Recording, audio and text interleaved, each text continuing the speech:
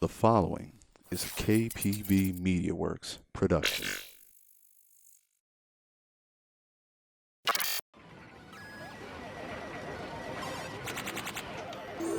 Choose your fighter. How's it going, guys? This is KPB Vitamins Prime back again with another episode of KPBCast. I just want to remind you guys always to listen to our different podcasts. Or we are on different channels, including Apple Podcasts, Spotify, iHeartRadio, and Google Podcasts. So make sure you check it out. If you're driving on the go, you don't want to see my face, the best way to check it out. And I'm excited today because I have such a cool person in the house today. She just rocks left and right, Oh, and I'll let you guys find out for yourself. This is Francy. We know her personally as Frances, but we'll say Francy. Francy, how you doing today? How's everything? I'm doing good. I'm doing very good today. Thank you for having me. I've been excited. We've been in the I know talks for a while, for like a year now, for it feels for a like. while, but like life has taken over and things have Yeah. happened. But hey, we're here and I'm happy and we get to do this. So let's move forward. Now, Yeah. tell us about yourself, a little bit about yourself, where you're from, um, simple stuff, the basics. Okay, so I'm born and raised from New York, the Bronx specifically. I Hey, currently live in Queens. Yeah. hmm BX. BX. yeah, It's so funny because you remember Damon, right? From yes, hmm Bifuteki. He hmm randomly texted, this is like me veering off, but he was like, hmm "Do people from the Bronx actually do that all the time? Like the BX thing?" And I was like, yeah, and then I sent him, like, a yeah, whole bunch of pictures that I had from different events where we all did that all the time, and it was recent. Um, yeah, that's it's dope. just a Bronx thing. Yes. Anyways, I am probably the biggest nerd that you'll meet. I love video games. I recently started skating, so I'm really big into skating. Mm, Um, I guess overall, anything that has, like, a really good community, I'm really drawn to it, so, mhm. I feel like that's where I'm at right now in that, so that's my little So spiel. it's your little world, your little ecosystem, I guess. Um, as a female, right? You, can I say you were into games since a child, or how did that come about? Mhm. Yeah, so I've been into video games since I could remember. My mom, I always say this, like, my mom and my grandma were probably the people that got me into video games. I just had them. Like, I remember just having a Nintendo and just it appearing one day. Like, I don't remember where it came from, but I just had Mm, it. And I've been into it since forever. And I still have most of my original consoles, and they're in really good shape, and I just love them. They really, shaped who I am today, and I love them. Like, I still play them all the time. Like, I speed run, The Lion King and oh, Aladdin and okay. all, like, Super Nintendo games and stuff, so You live on the I've been dangerous playing for side, a I see. while. So wait a minute. So let me dial this back a bit. You are a third generation gamer. Is that what you're saying? Mhm, but I feel like they didn't really play, but they just bought it for me. It's like they just knew I would love it.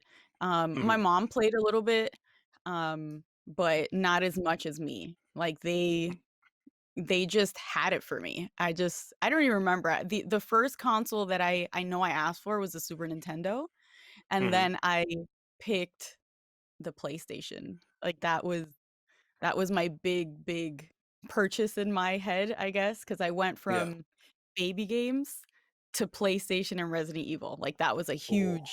that was a huge year for me, so it was like, "Do you wanna, uh, was it, Nintendo 64 or Mhm. PlayStation?" And I chose PlayStation. Well, without giving away a lady's age, like how old can you say you were when you started when you played Resident Evil? Like, or what grade Resident were you in, or Evil, like, or what school that were you was, in? like, elementary school.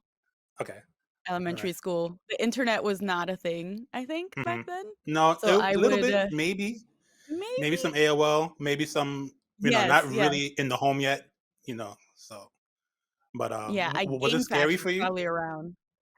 Game Yes, facts, yes. Yes, Resident Evil was terrifying.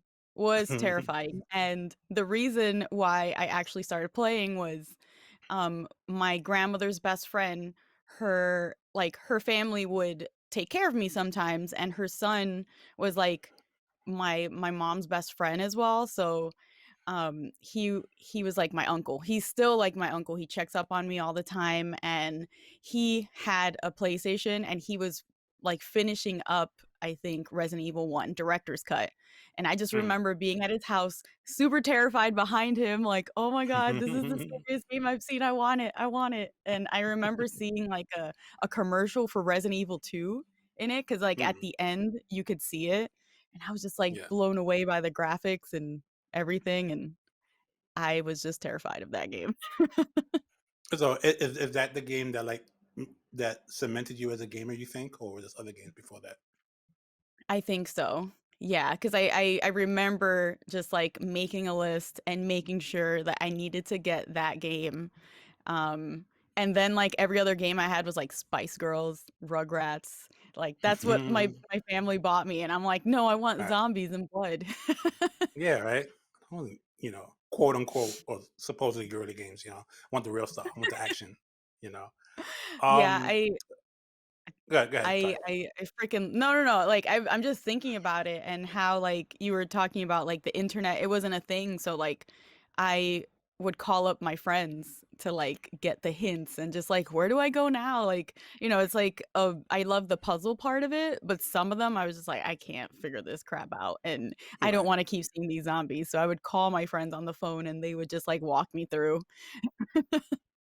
And I think you played the director's cut, so I think there was some minor changes compared to the original release. Nothing crazy. I think it was more graphical and maybe camera angles. Um. Yeah, they said they released that, like, in between 2 to, like, make Mhm. up for just having something come out in the US, Right. and that's why they put out director's cut. But I that's, like, the one that I love. Um, I love 2. 2 is my favorite, but, like, 1 is where what started it all, and I love that game. When I know uh, uh, most of the cutscenes by heart. that's really good. Are you still a fan of the series today? Yes. Okay. Uh I I really love the remake. I didn't play 3, like, remake of 3 or anything like that, Mhm. but there it's just too scary, like, I like watching people play, like, I get really into it, so I get scared. Mm. I was watching when they did I think it was 2 and like the Mr. X and Oh like my I god, never touched the don't get game, into right? it. But I've watched so many people play it, and like all the X gonna give it to you memes that used to have me crying for at least a good 2 months. They're amazing, Um I love them. yeah. It's so terrible. It's like you're playing and then this guy just like bursts out of the door or something, kicks the door down. I'm like, oh my god, what the hell? And then like you run and it's just like, freeze up. Like I didn't it was finish playing Claire's part at all. uh-huh. Okay. I didn't finish because her part is mostly X, and I was like, "No, I'm done. Nah, I'm good. He's like, no, I no, can't." I'm chill. I'm good. Um my favorite was 5. I liked 5 for some reason. Something Oh, about 5 was 5. good. Uh Maybe because I was good at it too. Like I was like I would play it on expert and like get the SS ranks and stuff like that. And Mhm. um, but it's something about that game that like for me, and I know if you ask a lot of people who play, the whole series, most people will point to 4. I think Mhm. as their favorite. So I guess 5 is kind of like a 4.5, kind of like they use Yeah. that system and I guess in their minds improved it. So because and plus also because I didn't play a whole lot of 4, I played more 5 than anything. So 5 was my I favorite. never So played 4. That's, like what? I've never played 4. Yeah, I didn't have a GameCube, so, You can't say someone that made me play publicly it. as a fan. But I've okay, so I played, like, maybe the first level, Mhm. and I remember playing it, and the person I was playing with was not Spanish, and in it, they say, like, "Turn around, turn" like, when somebody's chasing you, it's like, Mm. turn around," and they're telling you stuff in Spanish, and I'm like, "Why are people screaming stuff at me in Spanish?" He's like, "That's Spanish? What are they saying?" I'm like, "Turn around, I'm gonna kill you, turn around, I'm to the left," like, they were just screaming stuff out, and he was like, "Wow." that makes so much sense. And they're like kind of helping you go wherever you need to go or something. And I was like, I have no idea what the hell you're talking about. But when that was in college.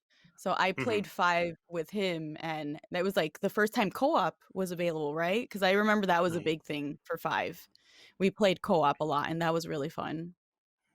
I Yeah, that was enjoyed that. a big draw for me. The big draw was like, "Hey, I need help. Mhm. Come play with me," and it was just fun. It was just fun. I Yeah. never complained about the the control schematic, right? Like it's not. I get it. It's not ideal, especially if you Mhm. play like FPSs or something, and range of motion and stuff. But like for Yeah. its own like continuum, like I didn't have a Yeah. problem with it. I didn't mind a quick turn button, and just like Yeah. It's being like able you to. need It that was stuff. fun. Hmm. You It's do like you need it. need it So. for Resident Evil. Like, I enjoyed 5 too. Like, that one I had a lot of fun with. I didn't what did I play next? I I always go back. Like, I always go back to the first one and play the second Mhm. one again. I'm like old school. Like, I really love the older games. Like, I always replay them all the time. I think that's where I spend most of my actual gaming time. It's Mhm. like to relive older games and stuff, and like Mhm. get revenge on games that I didn't beat. So it's just like it's like it's still in my heart that like I got to defeat Mhm. this game and stuff like that. And as a matter of fact, recently, I don't know if you know James and Kay and like guys from the Mhm. MK community, Shock, summoning is an old school guy from the MK community. We're in a group and we've been challenging each other to beat each other's high scores in like old arcade games, and I stream Oh, it. that's So awesome. I got to go back now and stream Elevator Action because James took my high score down. So because this guy's like That such an sounds so old much fogey fun. and has like nothing better to do than to get rid of my old scores and stuff. And like, so he's getting me mad right now. And I'll have to go back. But that's just like, stuff that we do on the side, but that's pretty fun. Yeah, but I usually stream some of that stuff. Um, That's awesome. what what are some of your other like your favorite gaming franchises? You name like 2 or 3. Oh, Halo. Halo for sure. Mm, That is probably the game that got me into competitive gaming. Like that okay. Resident Evil was like the game changer, and then Halo. I played Halo 2 a lot, but Halo Hmm. 3 is where like it all changed. And God, I love that game. I love the franchise. I love everything about it. Like, I have the books, I have the lore. Wow. I Okay. have like the Halo 3 helmet. I have like so much Halo stuff over here. Like, it's kind of crazy. Oh my god, I But had the Halo helmet. I think I got the legendary edition that, of Halo Halo 3 3. back it was I was late to the dance. Like I didn't get an Xbox 360 right away. Because it's life. And I ended up getting one and a new way, especially back in the day used to have all these crazy deals. And Mhm. I guess they had a couple of legendary setups sitting around and I got it for $50. I was like, hell yeah, I get Wow. that. And yeah, and I had the helmet and everything, and like I used to keep all the Halo games in it because you go like 3 or 4 games inside the helmet and whatnot. Mhm. And I had to leave behind because I was moving and I couldn't carry Oh stuff. And I was like, man. so disappointing. But yeah, I definitely remember the Halo like setup.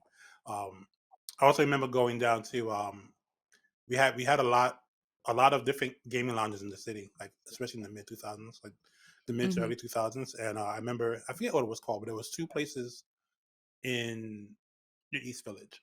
Uh, I forget the names now. I can't think of it. But I used to go to these lounges and they just have Halo 2 setups, and we used to go there Oh wow. and just play Halo 2. Like you spend like I think it's $5 for like 2 hours, and it would be Nice. like 16 setups hooked up, and people would just jump on other setups and we start a new game. It's like 8 of us playing, and it was so That's fun. awesome. And then 3, while it was my favorite Halo game, I was disappointed in not fighting a huge boss at the end, uh, but Yeah. just like running away, which is kind of like, you know, it was But that's what because started it. I feel like I after that, you did it in every game. Like, it just became part of the ending that you had to be on the warthog getting out of something. getting out of yeah, and I did it on legendary, so I was proud of myself, right? Oh Because my I'm gosh. beating the game on legendary and stuff, and then it's like I wanted to fight a huge boss or something, and it's like I'm just Yeah. running away and So for me, it was anticlimactic, but I do like the game, the series. It's pretty good. I love Master Chief. I love I love the Spartan 2s. When they started veering off of like that main story, I kind of just was like disappointed. Because I think the Spartan 2s are like, probably the best Spartans. Um and I like you were talking about like tournaments. I started running tournaments for Halo because I used to be an RA at my school in Mm. college, and we had we had 16 floors or something, but because I was on the lower floors, I took over the first 8 and had an Xbox on each floor, and whoever wanted to jump on could jump on, and we had like a huge tournament. It was so much fun. That's My awesome. best friend actually won, and I think what I gave him was like a oh my god, like an 8 gig USB drive. Like it was something really small but like huge back then. That was Like he huge was back then. so Yeah, of excited course. to That's it was huge. like Like I can. something really tiny, looking back now, but it was so much fun, and because everything was, like, connected, in the dorms, like, anybody Mm. could we could do LAN all the time, so that was always sick to me, but it was so much I hate fun. that they like game developers remove that. All right, like from systems, right, where you just have LAN play. Yeah, Now everything has to go through like a central like online gaming service, which I think sucks.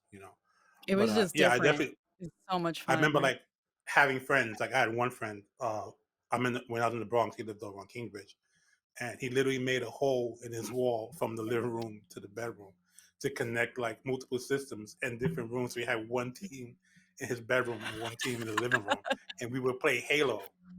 On like on 4. It'd be 8 of us on 4 setups. So like each one had split screen and stuff. Wow. And it was like yeah, it was like serious It like was so much fun, like, I Halo miss those fans. days so much.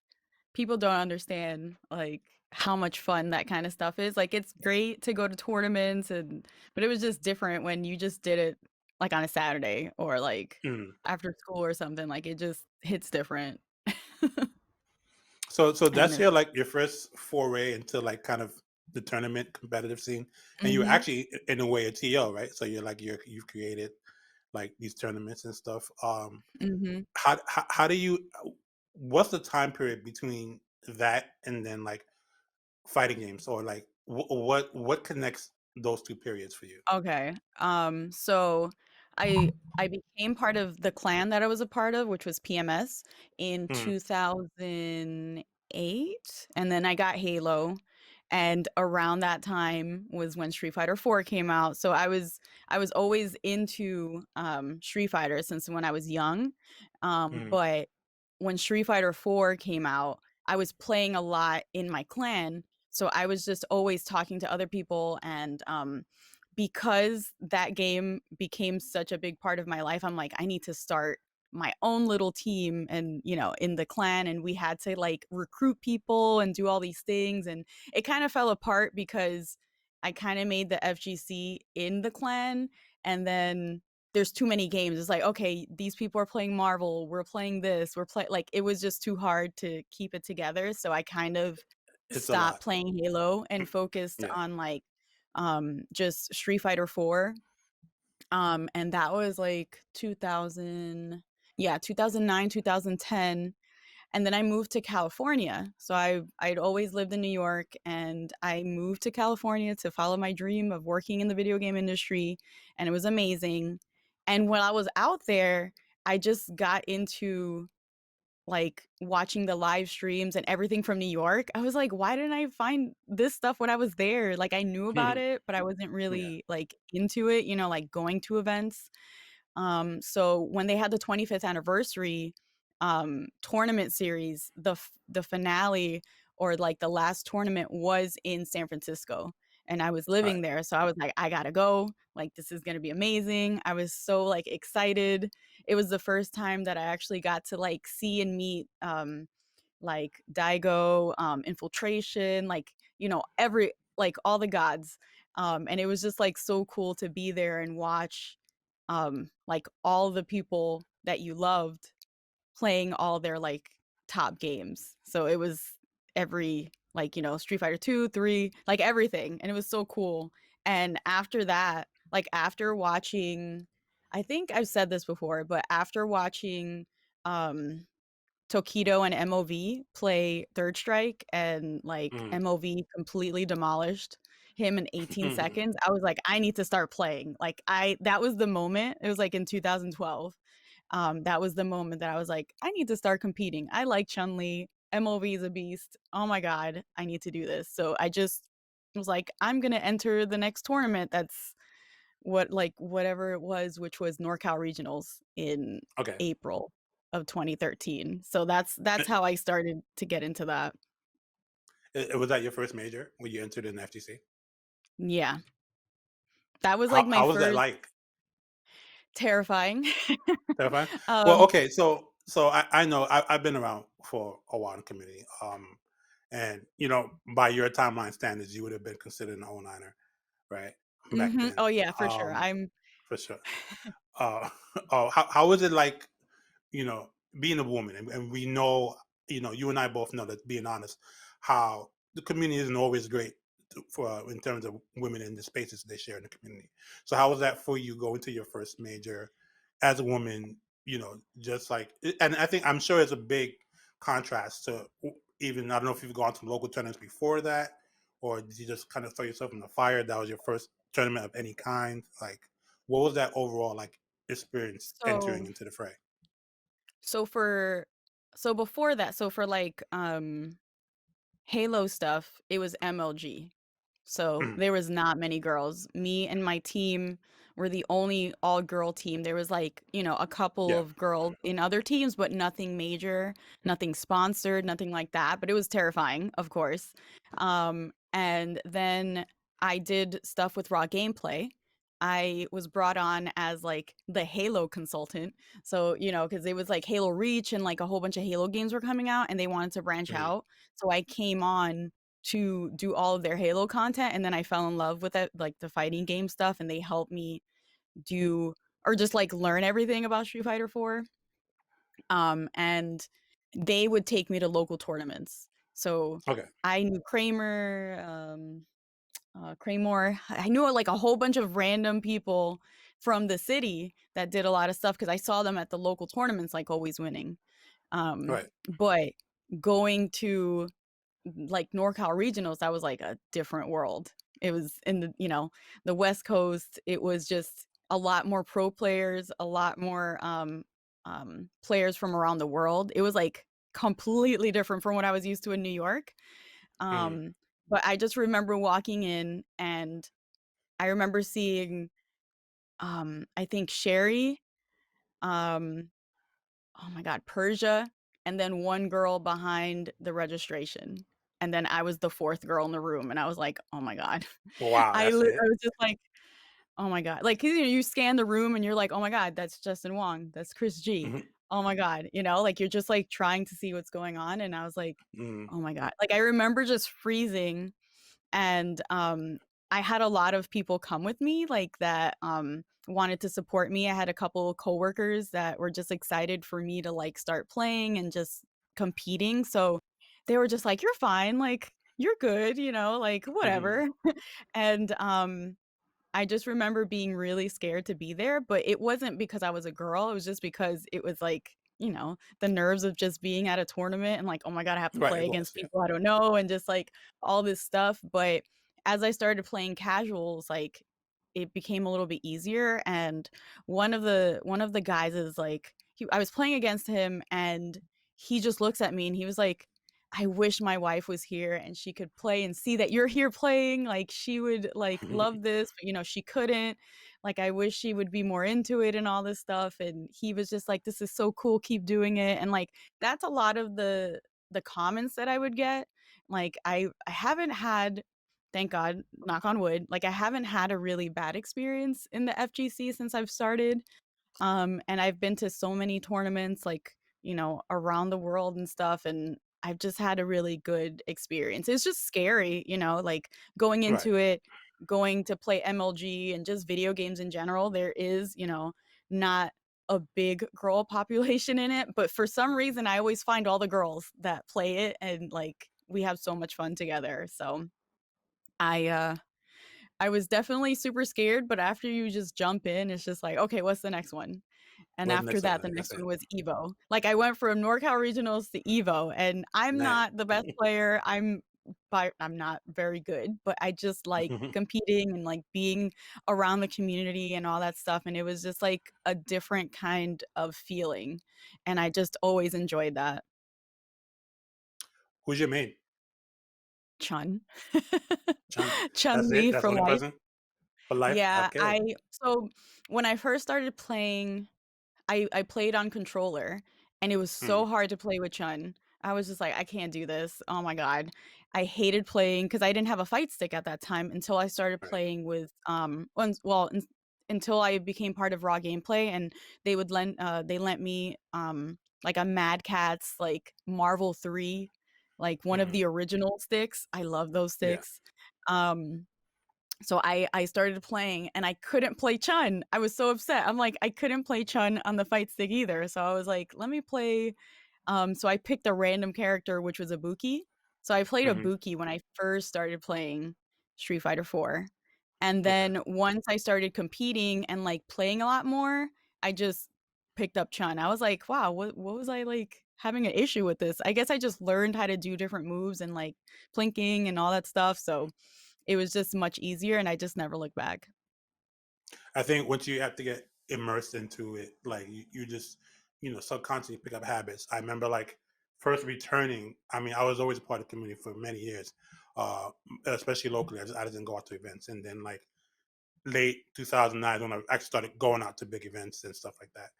And I remember like returning and playing on a fight stick, and I couldn't play on a square gate. Like it was an issue that I had. Like I just couldn't play on a square gate, Mhm. and I had to go make a modification. Get an octal gate instead. Yeah. And I played on the octal gate for many years, which was kind of like a godsend in a way because uh, this is my pet peeve in tournaments, and I'm sure it'd be up. I'm sure the people out there that agree. I hate someone I don't know asking me to borrow my stick. I Yeah. hate it. I think it's the worst habit, and they do it on all levels, like new players, pro players. I don't understand pro players. How you travel miles to compete in a tournament, and you don't have a fight stick. Like, how do you go to a gunfight without a gun? That to me is crazy. And I used to like that was a saving grace for me. I mean, I got to the point where I just flat out say no, like and I didn't want to be mean, but it happened so often. Yeah. But one of the saving graces was I would just say, "Oh, I got a octagate," and they go, "Oh," and they would just walk away, like So It's like, "Why are that you was mad? You don't have one." yeah, yeah, yeah. You don't have a stick, like you're mad at my octagate. And then one day I woke up and I got used to the square gate, and I started playing square gate. So I get the adjustment you make after a while, just being around the Mhm. community and being present, being active. Um, Yeah. I I think it was I just I me know. practicing Mhm. more. Yeah, of course you practice and stuff. Um, and then I buy sticks, right? And then that's a new process to Mhm. go back and change the gate. So I guess Yeah. I just didn't decide not to change it. And then, well, I got used to it. So, it works out that way. Um, Well, I have a question for you. What is your favorite yes, fight stick? Like, what is your favorite fight stick? my favorite fight stick has probably been like the Mad Catz TE2. Like, Mhm. uh, Mine those too. were always good. Um, I sometimes I swap them out depending on how I feel. I was playing with a ball bat. Oh, The bat, yeah. yeah. Mhm. Because that's an old school. Like I'm a '90s Yeah. arcade kid, So Mhm. that was like it gave me like an old school feel. Um, I currently use a razor, the Okay. Razor Pantera, which I Yeah. think are fine. I think the best stick ever made is the Hori Vulix, which is like the Mhm. huge ones that like they're Yeah. this big I and know they're which one really you're talking heavy. about. They're like my And, size. They're like my yeah, height. pretty much. Yeah, like you're right. Yeah, and I, I always whenever they release them, I never buy them, and then when I have the money and I want them, they're gone, They're right? And Mhm. and like I see them used on eBay for like $700. I'm not paying $700 for Yeah. already a $400 stick, with someone's grease hands on them. Like, come on, man! Like, I don't want to do that, I you re know. I r when you were talking about like lending people sticks, like I have always, I'd be like, yeah, use my stick. I always had like baby wipes or like what is it, like the Lysol wipes. I always had Yeah, that yeah. from like the beginning. I remember, I think I was talking to Dominion or something, and he was like, "That's genius. Why don't more people clean their sticks?" I'm like, "It's disgusting. Yeah, like we It's need to clean this disgusting. stuff because it's pretty gross. Because you don't know, like people eat and people do all these other Hmm. things, and like And it you gets need to in all clean the your nooks and stick. crannies. Like It's you ever take gross. apart? Yeah, you ever take apart your stick? Like, oh, my button doesn't work. I remember. I forget his name. Gun something. He comes to like the big events. He used to do mods. Like he would set up Okay. shop the whole weekend and do mods.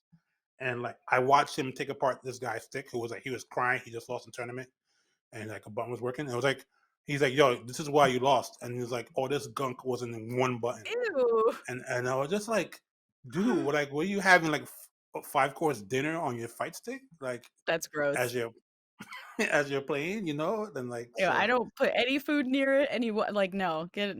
It's like a no. It's too expensive. Mm-mm. I even I cringe when my good friends borrow my fight stick. I'm like, if it's not like Steve, which is like my best friend, my buddy, like I know he's good. If it's not him, I don't want anyone using my fight stick. I'm just like, oh my god, I don't know what you're gonna do to it. Like, I've seen people as soon as they get it, they're pressing the buttons really hard. I'm like, I don't press my own buttons like that. You're breaking my buttons. Like, what's wrong with you, man? This is why you don't have fight stick, I guess. You know, it's um I remember the first, so I started playing on the Mad Catz TE2, and it was no, it wasn't Marvel 3, it was Marvel 2. It was a Marvel 2 one, and I love that one. mm, So when I started going to gaming events in general, like right before I moved out to get my like dream job, I mm-hmm. remember going to PAX Prime, which is PAX West now, in like 2010, and they had the Chun Li. They had a Mad Catz boots, and they had the Chun Li stick, and I was like, the, oh the my god, Chun-Li TE2, one oh of the most my coveted god. of I the was just sticks. like, oh my god, and it was on sale for $180, and I was like, that is so much Uh, money. Like, oh my god, like the whole week, and I was looking at it, and I was like, damn, I can't, like, I couldn't afford it. Like, I was there for work, and I was still like mhm, in college, or I had just finished college, so I didn't have like a job because of the recession and all this stuff. So I was like, damn, I don't really need this, but I want it. And I remember regretting it. Like I didn't buy it. I didn't buy and it you there. get it. Yeah. And then the same thing happened like when I could afford it, when I moved like a year later, I had like a really good job. I had all this extra money and it was like $500. And it was a Oh, of X course. was it the Xbox? No, it was a PS3 version. And back Oh, then, geez. like, all the tournaments were on Xbox. So like I Mhm, was like, frick, I do not wanna get this, to get it modded and to get all this mm, stuff, so I was just, like, so sad because I really, really wanted that damn stick, and at mm, my first was it my first EVO? Yeah. At my first EVO, a lot of the other tournaments didn't have, like, so many vendors, like, they always had that one mhm. person fixing sticks and, like, Right. selling buttons and, like, shirts, but, like, at EVO, it's, like, a different rodeo, like, there's, like, everything you Evo. can think of. So, There, at yeah. that EVO, it was 2013, I went and I was, like, playing with a group of friends, and then a random person came up and they had that stick, but it was completely custom. It was, like, every all the buttons were blue and yellow instead of, like, the normal colors, Yeah, right, and yeah. I was like, "W You just bought this?" And she was like, "Yeah, there's a booth that's selling them," and I was like, holy, like, I for some reason, I didn't, like, look around or anything. I was just, like, playing, and I remember running over, and the guy was like, "We just sold one." I was like, "God damn it." No. And I was like, "Fuck." I almost cried, and then he's like, "No, no, no, but I have one in Vegas," or, like, wherever he was going, Mm, um, "but I'll get it to you, and I'll send it to you. It'll be, like, dual modded, 250." I was like, "Yes, just send it." Like, it was, like, including shipping, including dual mod I was like, "Yes. Yes, yes, yes, please," and I still have it, and I love that damn stick. I do you like have it it better that we than can see it? yes, hold on. Yeah, yeah. For those listening, I'm asking her to actually bring the sticks. She can show it to us because, like, I mean, she went through hell. It seems to get that. It's only right that we can see, you know, the fruits of her labor. So, while she's getting your state member, you can always listen to us on all of our streaming channels. We have it on It's all Apple dusty because Podcasts, I haven't played it in a while. Spotify, iHeartRadio, and Google Podcasts. And she's back. So we're going to see Fight Stick. Yes. Yes, that's awesome. You deserved it. You deserved it. Do you still use it Yeah. today? No, because I need to mod it, and Okay. I haven't brought. It's so heavy. It's one of the. So I like this fight stick because it's heavy. Hmm. But also just carrying it around, I just never did, and I need to get it modded. I also updated the buttons and the ball top, but I fucking hate these buttons, so I stopped playing them because they What were buttons are so those? like they're kind of they're regular Sanwa ones, but they're kind of like my finger stick. It's so weird, and it's Is it? because they're clear. It's probably because they're I the don't know. silent ones. I remember like people were upset. I have my I Mm-mm. out so like I kind of like KPB'd my original TE stick, and when we started out, like a little know, we're mostly purple, like it's our team color, but we started out with Mhm. orange. I don't know why we did orange. I don't know, it just seemed like a good thing at the time. It was like a reddish orange, and so my Mhm. stick was like basically like had the orange buttons, but I bought these silent stand buttons, so like you couldn't hear it because I felt like I was playing people, especially in KOF back then, who would react to my button pressing, Mhm. and I That used was a to big hate that. thing. Yeah, so I got these silent, and I love the silent buttons for me. Like I can just do whatever.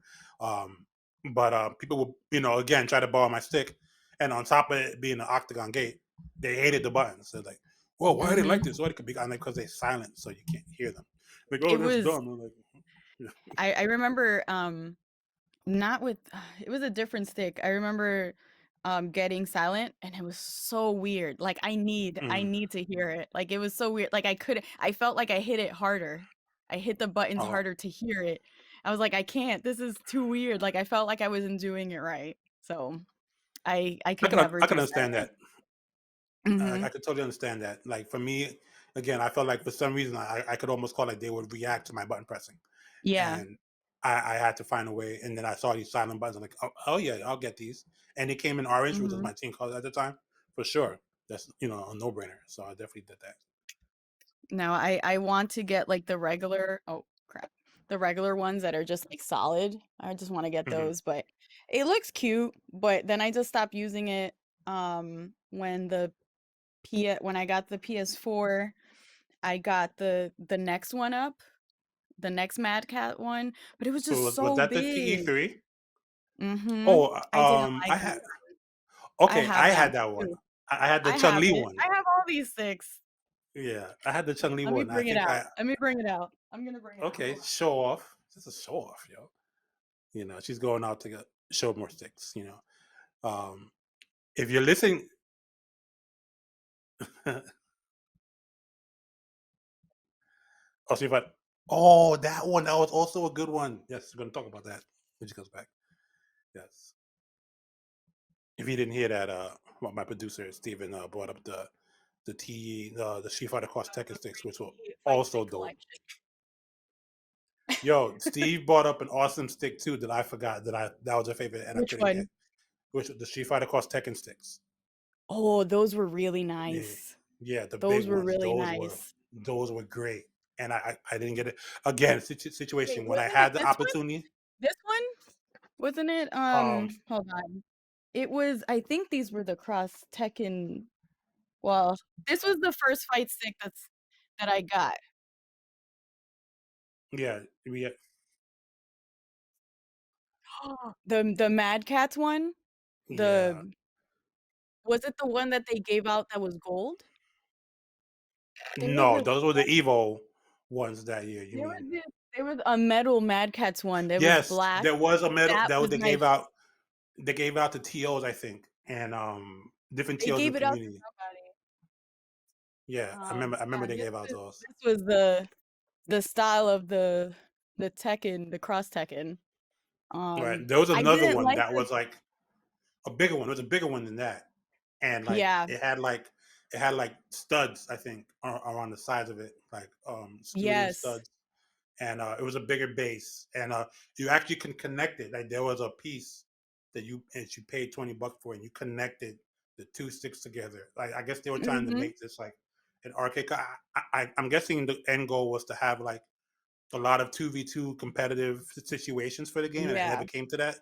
So, but they did that, so they had it together, and you had the piece that connected. So it was kind of like you're playing side to side, and I wanted one of those so bad, and like I I didn't get them. this one I didn't like it because the buttons are Xbox buttons, so they don't go like other normal sticks. So it's Mm-hmm. not the same setup. It's very weird. So I had to change everything and I actually had to like switch stuff like inside to make it like Yeah. just Mm-hmm. match up with the normal one. I was like, why did you do that? They were like, oh, because it's Sanwa. They didn't really like it wasn't a game, so they didn't have to do it. I'm like, that's dumb. Why didn't you just keep it? But whatever. This was my first ever stick, and I love this one. And I've had these buttons custom since um going to NorCal regionals. Like I remember that was like I was like, yes, I need to get it Chun-Li colors, and I love this That's stick. It was just really light. Like I like the weight of the T2 fight sticks. Like I was just so yes, used to yes. it. This is really light, but I got used to it. For But I those love this listening thing. to the audio, she's showing us the Sanrio Hello Oh Kitty yeah, cross Street Fighter collaboration stick that came out a while back. So those are pretty cool I too. love that. Yeah, that was. What's funny is most of these sticks, other than the Chun-Li one, have been gifts, Okay, and nothing wrong with it's just gifts. We like really gifts. random. Like I got this gift like when they first came out, and they were just like really hard to get, and one of my coworkers just got it for me so I could use it for the tournament, and I was like, I Mm-hmm. cried. I was like, they're so beautiful. Like Oh, what? And yeah, and then I have this yes, that one. one. That's a good stick too. It's That's my actually a least good stick. favorite. It's my least Really, favorite. Mhm. I hate I don't the regular Horis, not the huge ones. I hate the regular VLXs I didn't or like VLX. yeah, I didn't like Hori sticks either. Um, I usually have these out, but because I don't have my living room set up, that they're just I'm sorry, I'm making you go through your collection. Yeah, she's going through her vast collection of but Super this Arcade one I fight sticks. did get also custom, and it's the Evo ball top. And Nice, then yes. I did like Guile and I wanted to learn Guile, so I just Hmm. got the button of him beat up and That was Chun. a natural progression, being that they're charge characters, so that's a Mhm. natural Yeah, so progression I to bring. liked I'm like I needed to get the two beat up versions, but yeah. I think the art is cool and everything, and I love that this is just super easy to open Mm. because with my other stick, like I loved how easy it was to just open and stuff, but it's just big. Like I She couldn't likes fit it into any fast stuff. bag. It was Oh my crazy. god, It was just, I almost got like body cavity searched bringing like one of these sticks on. Yeah, it was crazy. Like, and I did the right. Okay, the first time I ever traveled with a fight stick was I went to traveled by plane or fight stick was I went to TFC in 2013. Um, I went to TFC. I took a plane and I left from LaGuardia, and we go and like I get stopped at during the check-in. They're like, oh, what is this? And like this guy like screaming top of his lungs. I'm like, oh my god, what's in my bag? Because it's crazy. People actually might sneak stuff in your bag and stuff, and you never yeah. realize. So I'm thinking like they found a gun and I'm going to jail and I don't know what happened. And there's one guy comes over and he's like, no, it's cool, man. It's just a fight stick. There's a bunch of guys like him and coming through the gates today with like just check it out and scan it, but it's good. And he's like, next time you got to take it out of your bag, man. You can't leave it in your bag. I was like, oh, that's it. No one told me. I didn't know you couldn't keep Yeah. this in your bag. So that was that. And then I remember one time going to Evo in 2016. Yeah, 2016. I went to Evo and leaving out of Newark. And I remember they pulled me to the side for like half an hour. Like they're like, we have to check it. They opened it up. They put like powder in my fight stick and whatever. And like they thought it was like a bomb or something. And I'm like, Yeah. It's because of oh all the my god. wires.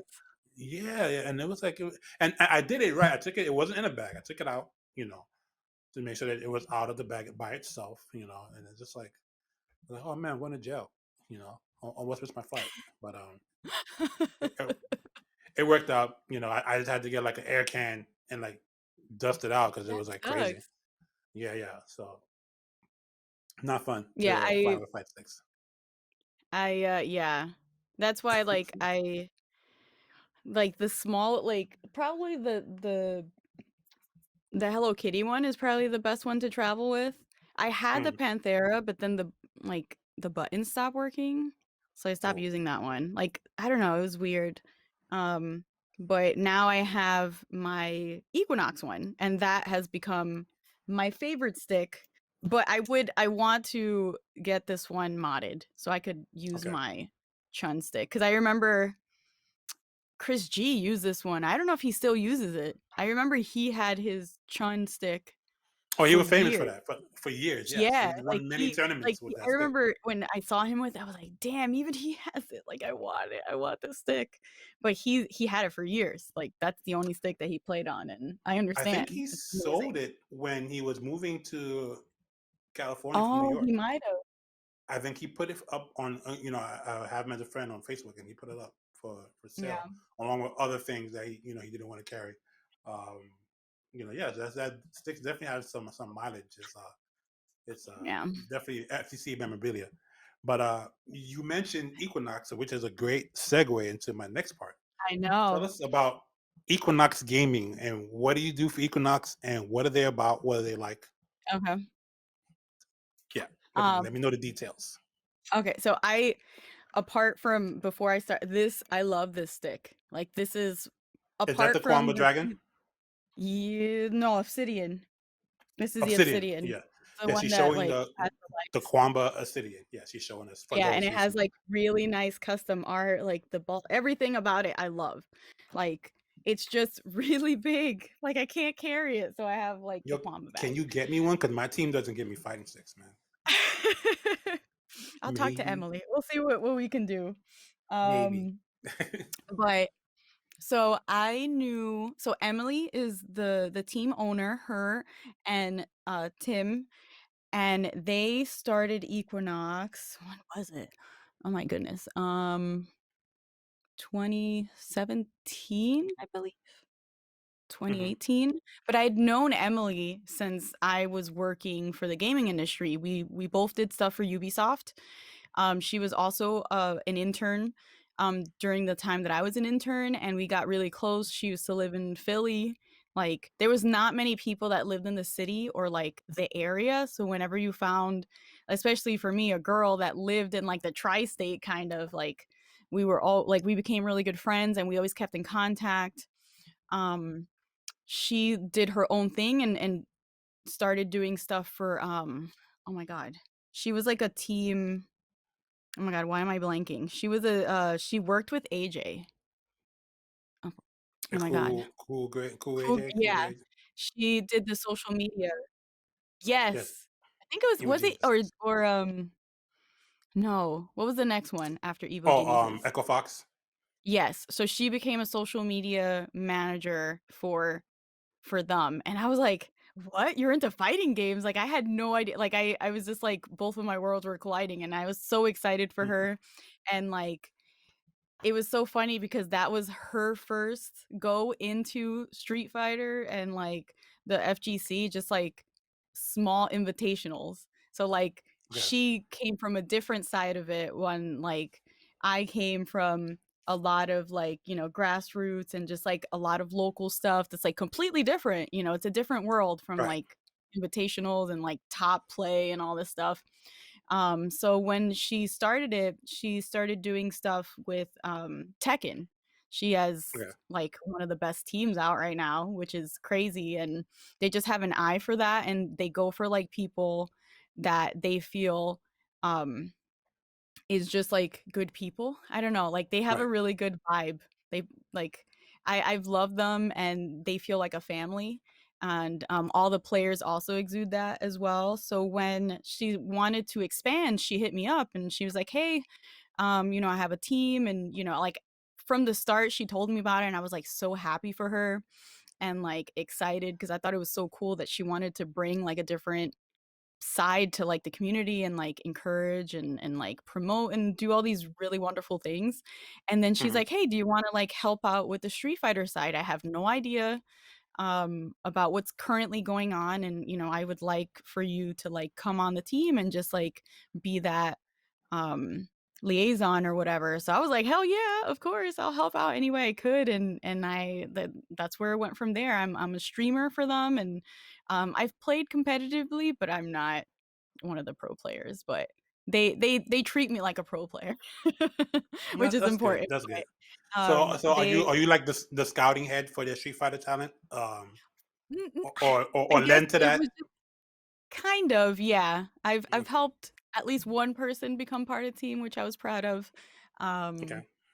but it's been an awesome like ride to see the team grow and just like how the players have just done amazing and just like it's been a wild ride. So I really Awesome. love being Awesome. part of the team and what it stands for, and they do a lot of charity work, so whenever we do streaming stuff, because I used to stream a lot more before, I haven't Mm. done so much, but whenever they're like, "Hey, we're gonna do this thing for breast cancer," or for anything else, like, I always jump on to help wherever I can. Awesome. Awesome. What how what do you see them doing, or what do you see them doing in the future? I know like we're living in a pandemic world now, and things are a lot different. Um, we definitely miss offline events. I miss coming around and bothering you whenever I see you, saying I something know, snide to you, I miss it. or whatever, starting trouble with you when along with everybody else. That's what I do when I'm not streaming. Um, and how have they, like been able to adapt to like this new society that we're living in right now, which, to be honest, may not change for a while. Like, Mhm. how are you guys coping? Well, they've been doing a lot of like online tournaments and reaching out to the community that way and just like keeping that momentum going to like getting new people and just getting more hype around all the stuff that we already love and just doing it in a way that's very like natural and like you can tell that the entire team cares. And I think Hmm. that's very important and just it brings a good it brings the good out of the community. And like it's sometimes it could be toxic and just like people complain, that's what you see on Twitter and you see everywhere, but like I feel like our team really brings the good out of people, so I just see them continuing to do that, hopefully doing more like in-person events because they wanted to do stuff like that. um Hmm. we even talked about having a team sneaker, because a lot of us Okay, are like sneakerheads on the team. that's awesome. But that would be amazing, oh my god. But yeah, it's hard to say because it's like everything right now in the world is kind of like up in the air, and it's crazy to me it's gonna be a year that stuff shut down here in the city, Hmm. so like it still feels like it's March from last year in my head, so I don't know, Yeah, a and lot of people feel like that too. yeah, in some ways, yeah, it does feel like there was an eerie feeling, I have to say, when this whole thing started. Like Mhm, like we had no idea what tomorrow was going to bring. Um, mhm, I honestly felt like the virus, the way it was described and how it took hold of us in the beginning, it was going to kill a lot more people a lot faster. And by the grace of whatever, it didn't, and I'm very happy for that. Um, but I was like thinking like dystopian future at this point. Like people are just going to like disappear to the point where governments are like, no longer mhm. functioning because that's where my mind was going for a while before things got better, especially in that March April time. Yeah, it was very surreal. I remember at the beginning of last year, it was just a lot of the government videos were coming out from like China and just like all that craziness, but then you started hearing about disappearances and people started getting sick, and like I feel like a weird like group of videos came out. I'm like, what the hell's going on over there? Like it felt like something was happening, but you didn't know what. And then Right, Kobe, like the thing with Kobe really messed me up. I right. remember that, and that was Rest like in the peace, first Kobe. hit that was the first, and I'm not really a fan of Kobe. People know Mhm. me for years. I never really liked the Lakers or anything like that, but I Right. did respect him and everything that, he is an Yes, of course. amazing, or yeah, he was an amazing player and just like all around person and all that stuff. So when that happened, I was just like, "Oh my God," like it really hit me. Like I remember crying when I found out. I was like, "Yo, this is like what the hell?" Like Oh man. it just blew me away. Like really, it really did. Listen, like I totally have a rule of thumb, right? When it comes to like news happening. Um, I don't know if you remember when Michael Jackson died. When Michael Jackson died, the first outlet to report it was TMZ. And like up Yeah. until that point, TMZ was kind of like this joke, definitely tabloid, whatever. You're just making up stuff for hits. And Mhm. they claimed their legitimacy like that day, like when they were the first to report Yes, Michael they Jackson were. dying, like hours before any major news outlets did. And Mhm. from that point on, like whenever I hear something on TMZ, I don't sit home and watch TMZ. Like I don't do anything like that. Like, Yeah. but when the TMZ article pops up in front of me, like okay, and it's something serious, I like let me read it. So I remember like that Sunday, like Yeah, before it the was a news outlets, Sunday. the Oh first my thing was a god. TMZ report of Kobe, and I was like, oh man, I got sick because one, I felt like it shouldn't have been his time. He just retired Yeah. from basketball. Mhm. Two, TMZ reported it, which to me now you have credibility because you by hook or crook, you're the first ones with the scoop, right? Yeah. And I'm like, I'm telling people, and they're like, no, it's not true. They didn't Mhm. even report it on the news. I'm like, and it sounds silly to say, but I'm like, listen, TMZ reported it. It's true, you know.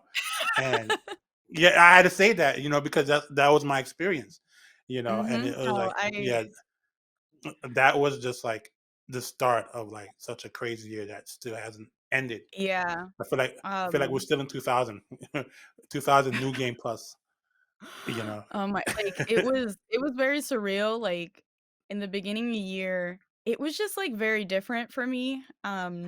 I I've been going to Evo since 2013, and I Mm, usually, whenever they have everything go live, which in the past couple years they do all of their like their game lineup, everything in January. So like whenever mm. they did that, I already had all my stuff paid for, registered. Like I'm on it in January, and Early bird last year prices get it.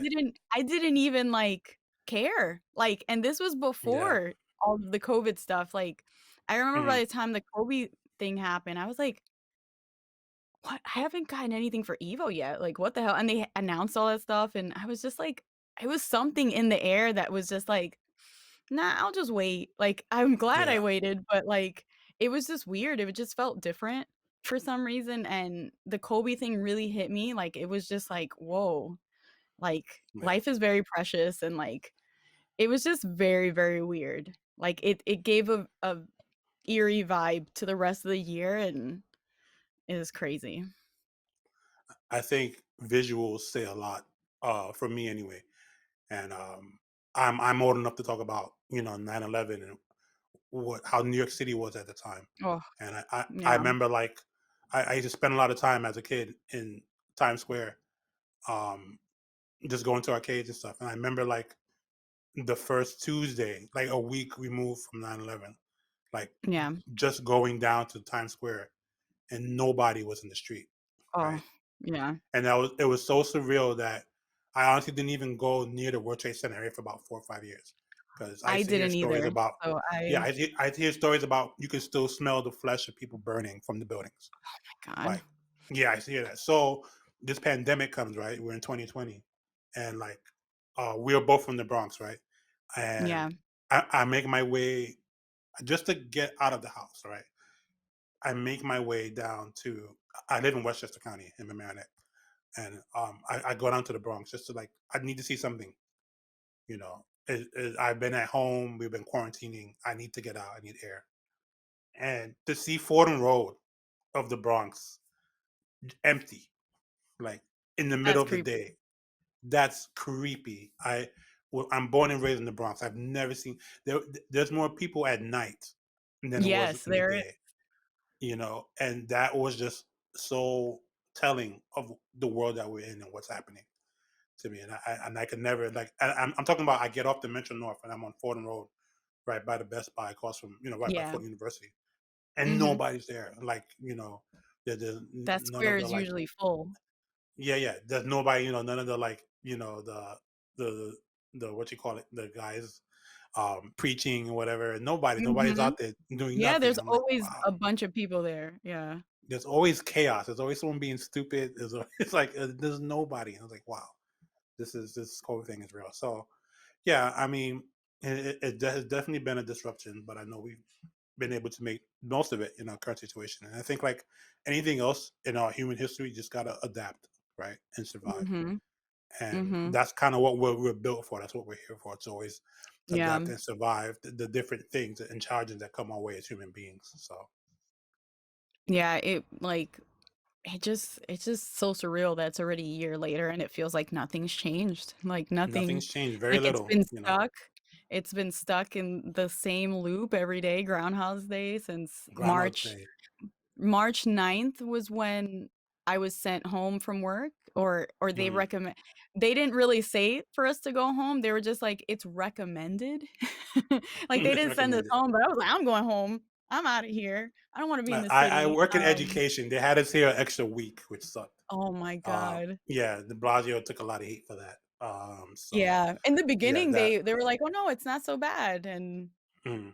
nobody Yeah, knew. Nobody knew. it's just the cold, the flu. Like it's rough, but we're Yeah. here and we made it. I know I've been fortunate enough not to know anyone that personally that has passed away, but I know people who definitely lost people for sure. Yeah, Um, same. a ton of that. So I mean, you'd be hard pressed not to know someone, or at least one person removed from someone that's passed away at this Mhm. point. But So it's crazy, like, since I've been doing a lot more skating, and that's why I started skating, because I realized I don't have any outdoor activities that I do, mhm. like, everything I do is, like, work online. I play video games, like, I don't really need to be outside, and I'm okay with that. But, like, as the quarantine got longer and longer, I was like, "I need to do something outside before I go crazy." But meeting people You're from totally different. awesome. You're like totally awesome with the segues because that was my next thing. We're gonna talk about this hobby of yours, like this that like you seem like you're a pro now. Like you've been skating for 2 days and you're doing spins. I see your Instagram video, you're doing like moonwalks and you're jamming and stuff. And it's like, tell me about that. So yeah, now we know that Okay. that came out of quarantine. So Yeah, so I'd been really into skating always, but I just couldn't. Skates and just skating and, hobbies like this are very expensive. And I didn't really have much time. I was working full time. I was like traveling, like with the schedule that we had as, people that work production for tournaments, like all your weekends. That's why it was like so weird for me. Like all our weekends by January already booked. Like we already know where we're gonna be for most of the year, especially like with Bifu. Like he's like, okay, these are the days or whatever, and I would put in my mhm, time for work. So like last year when that didn't really happen, I was just like, okay, I guess it's gonna be different. yeah. So I couldn't justify paying so much money for skates. And I had wanted them for a while and they were like super cute, but I'm like, when am I gonna skate? I don't have time. Like you need Mhm. time to skate and do all this stuff. So when the quarantine hit, I was just like, I should buy skates. And like I like it was like a really big uptick because everybody was like, biking, doing Yeah. outdoor sports. And so there was like a huge boom in that kind of like area. So it was really hard to find skates. I ordered some from like directly from the website. I did all this research. I asked a couple people, like, is this a good price? Because it's like $300 for like a lot of these skates. Like that's a lot of money, Mhm. especially for It's a just lot. a hobby. And I was like, damn, I don't know. Like I was going back and forth and I just took the plunge and I got my skates in July and it literally changed my life. Like Yes. it's been such an amazing thing. And meeting people from around the world who are also into skating and are in the same journey. So a lot of people have started like Instagram accounts and just like TikTok accounts around their journeys. So that's why I post so much. But I met like just through Instagram, I found a community here in the city called Skate Aerobics, and they're just like freaking amazing. They've some of those people have had skates longer than me, like longer or been skating longer than I've been alive, which is Yeah. surreal to me. But they're just like a new family. They're like really a new family. And I've been skating. So I started skating like outdoors and just like doing my own thing for a couple weeks. I found they were doing an event on the Black Lives Matter mural in Brooklyn. Like Mhm. they do a lot of community events. So they had like free skating lessons on a Saturday. They had it every couple Saturdays. And I just went and it was just super fun and like so I didn't know so many people skated. Like this was like everybody's underground and everybody's coming out now. Mhm. So I started doing online classes with the main teacher, which is Tanya, and she's a spitfire. I love that woman. I think she's what is it? She was a boxing champion. She was Okay. into like a two-time champion. She does a lot of community work. She was a corrections officer. Like this woman is tough, but one of the most encouraging and loving and sweetest people. You hear her in all my videos almost. And she's just like, Francie, you go girl. I love you. Like she's amazing. And the whole community is like that. And that's what I really love. They're so encouraging and like I did the online classes for a while, so we do Zoom. So that was like weird, skating in my living room and learning to do all this stuff, like wearing all of my gear because I think that, safety is important. And once everything started like, dying down with like things were getting better, like back in August, she started doing the live classes again. And she invited me to or I went to one of them and she's like, "Oh, we're gonna do something really cool next week. You should come." And I'm like, "Oh, okay, what are you doing?" And she's like, "Oh, we're gonna be on like Good Morning America. You should totally come." And I was like, I could barely Oh skate. Like, what? yeah. And she's like, "Yeah, we're doing a special on like skating and they want to interview us and like I want you to come." And that was like where like kind of it just like skyrocketed because I started going to a lot of their in-person events and like I'm the way I learn, like I need to be around people to do stuff like that. So it just like I've leveled up so crazy. And it's just a lot of it is their encouragement. Like so many people, like every time you go to an event, they introduce themselves. They're like, "Oh, you don't know how to do this trick? I'll teach you." And they just want more people. They just always want more people to play. I mean, to play, to skate, and just like it's so much fun. So yeah. I I want to love try. I it. want to try. I want to Yeah, try. it's amazing. Like you'd love it. It's surreal and I'm going to go to the skating rink all the time now. So that's my new move, going to the skating rink. So that's Well, been we are the definitely going last to couple talk about that in the future and see, weeks. especially as the weather's getting warmer. So we're definitely going to want Mhm. to talk about that. We'll have to revisit my Yes, old. yes, yes. I don't know if it was around, but I don't know if you remember the skate key in the Bronx. Yes, yes. Yeah, I There remember was there going was there 2 as a of them, kid. right? There was There two was of them. 2 of them. There was a nice one and a really gangster one in the There South was Bronx. So one like, near was it Gun Hill Road, right? There was yeah, one yeah, that's the original. that Yeah, way and then one in 138th. I remember that. yeah, they moved that one over there. Yeah, that's when they got bad. When like Yeah. it basically like violence and stuff like that. Yeah, Nonsense. it's But because of the area, like, that's a yeah, the scary area. area. It is what it is. But it's definitely a great hobby from what it sounds like.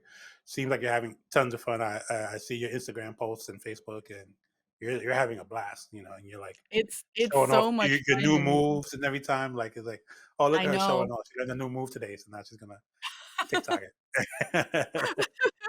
After this, I actually have a class. I have a Yeah, class I at know. 7. I don't want to keep you too long, but I Oh, have a no, couple of course. questions. Um, let's talk about Dre and Bifuteki. I know that's how we met, working Yes. together and stuff, and like just being friends with Dre. That's he's another guy, a guy I respect totally. One of these days he's gonna stop messing with me and get on the show, so we can be us. But He's always yeah, like busy. he's always busy. He's always busy, and then he's kind of not busy, but he's busy. But no, I totally get it. He's always busy. Like what are your thoughts on him and like the work that he does and stuff like that? Dre is one of my best friends. Like he has also helped change my life, and it's funny because so for NorCal Regionals, it was in April. My birthday's in April, so I bought one of his designs because they used to have all the t-shirts and stuff. So I bought the happy birthday shirt that they used to have that his wife designed. And I was like so excited because I was really into Marvel back then. Like, even though I love Street Fighter and I compete in Street Fighter, I freaking love Mhm. Marvel. I That's watched everybody. more The Marvel. secret passion I from w- Marvel. yeah, I watched Marvel 3 probably more than I watched Street Fighter 4. I played a lot, but I Mm, watched more Marvel. So I really wanted the happy birthday shirt, and I was like, I need to have it for the tournament. That's gonna be like my Sunday shirt. And he was actually at the tournament, and he was like so excited to see my shirt, and he's like, "Oh my god, like you bought my shirt." He just like introduced himself. And after that, like every tournament, he would just say hi and just like ask how I'm doing, and like we would just like catch up and like with the whole Bifuteki crew and stuff. And mhm, when I came back to New York, we always just kept in contact, and he was just like, "Hey, you should, come out to events." And like he had the idea of me being a host for a long time. Like, mhm. you know how Dre is. He has stuff Yeah. going in his head for like a long time. And he was just like, "Yeah, I have all these ideas for all these really cool things, and I want you to be a part of it." He knew I had social media background, so he's like, "Yeah, like I want to do all these things for tournaments." And he just brought me on board, and it's been like a couple years now, and it's just like I've gone to so many, like I went to international stuff because of him, and just like the Mhm. team, and just like the it's another family, like the Bifuteki. And like you guys are also part of that family, so it's just like Yes. always nice to go to these events, and just like you feel like it's home. And it's Always. funny because like we uh we hung out like a couple weeks ago with Julian as well, and we like took a trip to like Massachusetts or something, and we are just like, Oh yeah. this feels like we're going to a tournament. And like we had like, because we always go to like Cracker Barrel, and like we have like our things that we always did when going to a tournament, so we just did that. Mhm. We were so bored, we're like, we need to go to a tournament, we miss this. I think But we've met up a couple of times together. Like, we would travel and then say, "Hey, we'll meet you guys there," and like we'll all eat always at a and diner stuff like that. like right Always at a after. diner. Hmm Like Um, I, I miss that go so ahead. much. I definitely liked working with you guys for Game Over in the Dominican Republic back in That was 2019. amazing. That was a fun time. That was good. Some headaches, whatever comes on with the territory of streaming and getting that together, Yeah, but we made it work. it was, I I ate so much chicharron that weekend. oh my Like god. I think every day I had at least one I order of think we that. did too. We did too.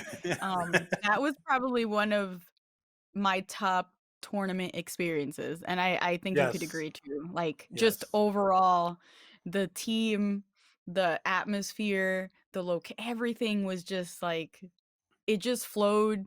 The Everything just was community, so right. Yes, the community was like, it just blew me away, and how like welcoming they were, how hmm like everything was just like I was like, damn, I want to come back. Like this is what I needed. I feel like a lot of people that went to that tournament were really excited, and just like we needed this recharge. We needed it. So I was very it sad was that we couldn't definitely. go this year. It Oh was yeah, I very know. It's sad. like can't do a lot this year, but hopefully things will get back to normal, and we can have our shenanigans again and have a good time, and you know get back to doing what we love. I think we missed that Hmm. collectively. Well, we're still doing it. We're just doing it in We a are. We're different way. just doing it And, in a different way. Yeah, it was just not as yeah, fun. It's better than not no. doing nothing. You know. I know it's very weird, like not seeing my, Evo was like a big thing for me because like there's a lot of friends that we used to see going to Big E events or like East Coast events, but like when you go to Right. Evo, you see everybody. So I Everybody, and you see really people that you don't I see miss often. Like that, you know, I just got to from see the around the West Coast world. gang. And Yeah, yeah, I because we're miss not that. from That's there. like So one thing I missed. I was like, damn, like I don't get to see the friends. Like, I still do a lot of video calls and just like all even, it's not the same. Like you want to Not the go same. eat No. with someone and just like chill and do Yeah, all this laugh and hang stuff. out. But Yeah, party. You know. yeah, Uh, play Street Fighter soon, for hours. soon. We'll get back to that eventually. I'm sure of it. I You know, know the we just first gotta do tournament back the is right gonna be thing. crazy. It's That's gonna what be I keep probably thinking packed. about. I keep thinking that the first tournament that's actually gonna allow it to function in some capacity is gonna be like packed. I think people are gonna want to just come Hmm. out and stuff and just like have a good time again. So we'll see. We'll see what Yeah, happens. I'm excited. I can't wait for that moment to just like see everyone, and I can't even say be normal because like this is the new norm, you know. This is the normal. But Yeah, we're not going back. We're moving forward. You know, and hmm that's what I keep telling hmm people. Like, yeah, I want things back. You don't really want things back the way it was. Things happen for a reason. We yeah. adjust and we move forward. So I think that's what we eventually want to do. Um, that being said, looking forward, like, you have any projects coming up? Anything you're getting involved in that you could talk about? Um, Anything exciting and in and out of gaming that you can talk about? so I've been working. I'm trying to do a couple things for myself, like project wise. I'm starting a podcast with a friend that we've been talking about for years, and it's gonna be like a series kind of thing. I'll probably talk to you about like being on it and stuff, but we're still working on it.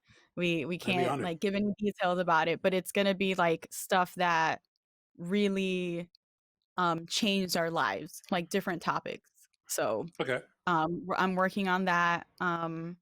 I want to do a lot more stuff with skating and go from there. And for gaming, like it's hard because I feel like I haven't been really into it in a while, just because as much as like the quarantine forced us inside, like it's kind of like sometimes it was just like too sad. Like I'm like I don't want to play anything. I just don't want to do anything. But Yeah. now that the Street Fighter 5, like all those updates are coming out, I'm like I kind of want to play again, which I haven't said that in a really long time. So I I hope and I want to start competing again. Like that's what I want to do for the future.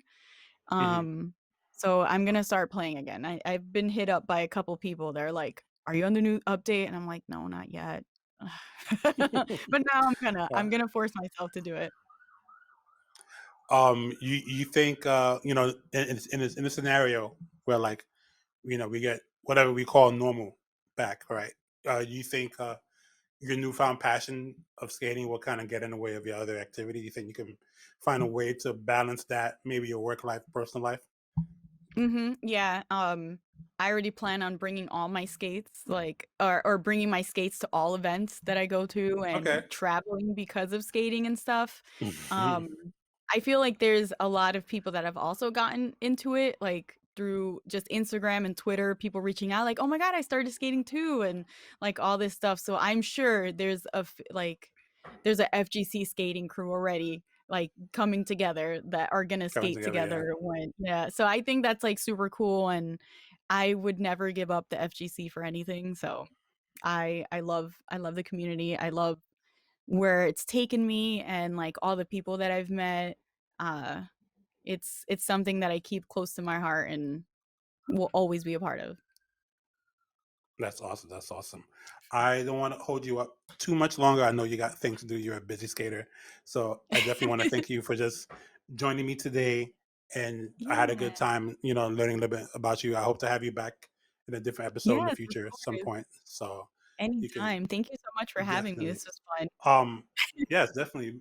Before you go, anyone that listens to this, how can they reach you on social media? They want to just say hi or appreciate your discussion, or just share a thought. Like, how do they reach you?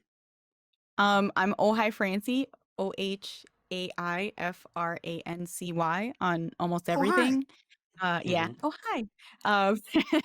Um, so that's my like tag on everything. So on Instagram, on Twitter, um, I'm always very active on everything, so just hit me up and even ask me quite like I get hit up for like skating questions. I even at work I get hit up for like skating and video game questions all the time. So Hmm. I'm happy to help and I'm all about that. I just want to get more people into whatever because it brings me joy and I want to bring that to everyone else too.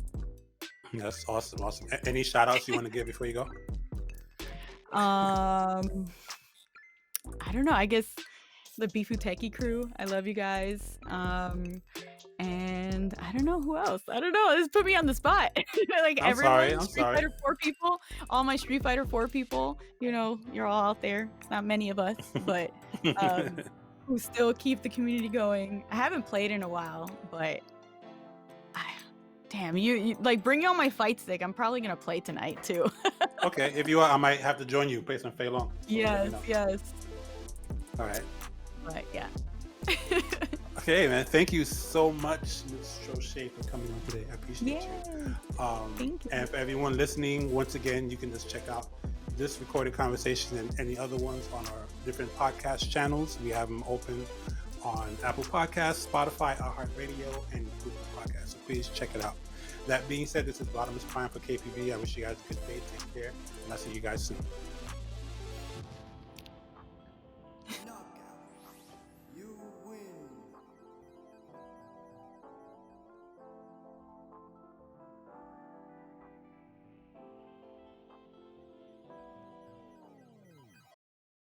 This has been a KPB Media Works production.